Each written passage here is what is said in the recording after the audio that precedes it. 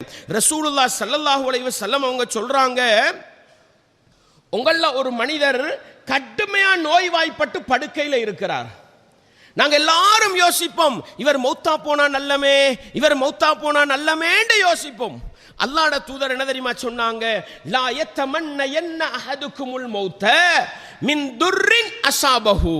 ஒரு மனிதனுக்கு வந்த உலக சோதனைக்காக, நெருக்கடிக்காக, கஷ்டத்துக்காக அவன் மௌத்தை ஆசை வைக்க வேண்டாம், மௌத்தை அல்லாஹ்விடத்தில் கேட்க வேண்டாம். அப்படித்தானே சில நேரம் புள்ளைக்கு வந்த கஷ்டம், யா அல்லாஹ் இந்த புள்ளைய மௌத்தாக்கிரு, இந்த நோயாளியை மௌத்தாக்கிரு.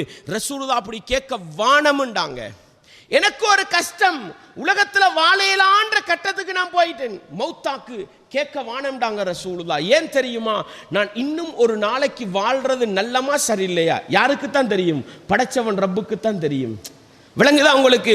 இன்னொரு 60 வருஷம் வாழவை இவர் இழுத்து கொண்டிருப்பாரு, இவர் மௌத்தா போனா நல்லம்ன்ற நிலையில இருக்கும். இன்னொரு 5 வருஷம் வாழவேன்னு கேட்டுக்கிட்டு இருப்போம். அவர் வாழ்றது நல்லமா கெட்டதா எங்களுக்கு தெரியாது. ரசூலுல்லாஹ் சொன்னாங்க, அந்த அளவுக்கு ஒரு சோதனை ஒரு மனிதனுக்கு வந்தா அவன் அல்லாஹ்விடத்தில் விருப்ப தேர்வு கேட்க வேண்டும். எப்படி? அல்லாஹ் கிட்ட மௌத்தாகிறது தான் நல்லம்னு கேட்கிற நிலையில இருந்தா அவர் எப்படி கேட்கட்டும் தெரியுமா? அல்லாஹும்ம இறைவா அஹ்யினி மக்கானத்தில் ஹயாத்து கைரன் லீ, நம் வாழ்றது நல்லமுண்டா என்னைய வாழவை, வ இதா கானத்தில் வஃபாத்து கைரன் லீ, நாம் மௌத்தா போறது நல்லமுண்டா ஃபதவஃபனி, என்னைய மௌத்தாக்கிரு. அல்லாஹ் கிட்ட கொடுங்கண்டாங்க பொறுப்பை. ஏன் சகோதரர்களே, சில நோயாளிகளை பார்த்துக்கிட்டு நாங்க நினைப்போம் இவர் மௌத்தா போனா நல்லமுண்டு. இல்ல சகோதரர்களே, அவர் ஒரு கிழமை அல்லாஹ் வாழ வைப்பான். அந்த ஒரு கிழமையில அவரை பார்க்க வரவர்கள் எல்லாம் அல்லாஹ் உங்களோட பாவத்தை மன்னிக்கட்டும், அல்லாஹ் உங்களுக்கு ஆரோக்கியத்தை தரட்டும் துஆ செஞ்சுக்கிட்டே இருப்பாங்க. இந்த துஆக்கள் அவருடைய நன்மையேட்டை கூட்டிக்கொண்டே போகும் சகோதரர்களே. இன்னொரு பக்கம் அவருக்கு வருத்தம் தாங்கேலா, யா அல்லாஹ், ஆனா ஆரோக்கியமா இருந்தா ஒரு நாளும் யா அல்லாஹ் சொல்ல மாட்டாரு, நல்லா இருந்தா ஒரு நாளும் அல்லாஹ்வை ஞாபகப்படுத்த மாட்டாரு.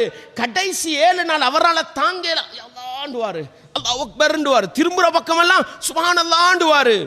இவருக்கு விளங்காம ஒரு கிழமையும் திக்ர்ல நன்மை வந்து கொண்டே இருக்கும். படைச்சவன் ரப்புக்கு விருப்பம் என்ன தெரியுமா?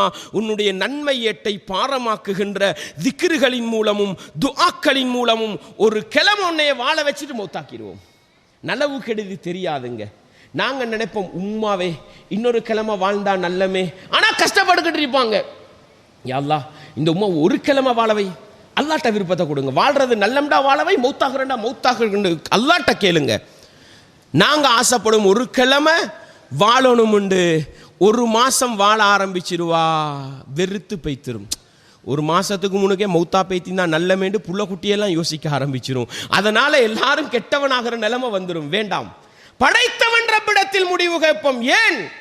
மௌத்தாகிறது நல்லமா வாழ்றது நல்லமா எங்களுக்கு தெரியாது. எனவே இஸ்லாம் அல்லாஹ்விடத்தில் முடிவு கேட்பதில் இந்த அளவு கவனம் செலுத்துகிறது என்பதை நானும் நீங்களும் உள்ளத்திலே ஆழமாக நிறுத்திக் கொண்டு, நலவு கெடுதி உலகத்தில் நல்லதா கெட்டதா, குடும்ப வாழ்க்கைக்கு நல்லதா கெட்டதா, மர்மக்கு நல்லதா கெட்டதா, மார்க்கத்துக்கு நல்லதா கெட்டதா தெரியாத விடயங்களில் படைத்தவன் ரப்பிடத்தில் முடிவு கேட்டு நல்லதை நோக்கி பயணிக்க, கெட்டதிலிருந்து எங்களை நாங்கள் தூரமாக்கிக் கொள்ள முயற்சி செய்வோம்.